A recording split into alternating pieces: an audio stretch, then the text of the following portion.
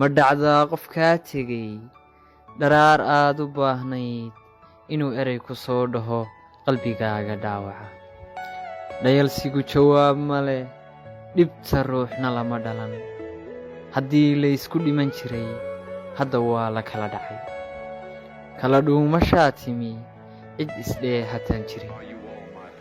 mar hadduu dhantaalimi anna aan dhursuga ahay, maxaa keenay dhiilada? arooskiinan dhacayaa dhaguhuu u daranye ila dhaafa qaylada.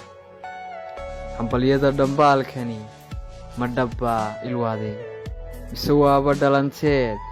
ninka dhowrsan guursaday nasiib buu igu dhaafee weli ruuxdu may dhiman. dhoolloka qosolkaagoo farxad caawo loo dhigay inaan dhehdo waa rabay, balse dhaawac baanahay ninkanaad ku dheggan tahay qalbigaa ka dhiidhiyey. dheeraa xasuusuhu murugadu dhammaad ma leh, dhinacyadu imaqanaa qof i dhowrayaan jirin. aan dhintay daawada ama dhaafa aamina daaxaan sugaayey.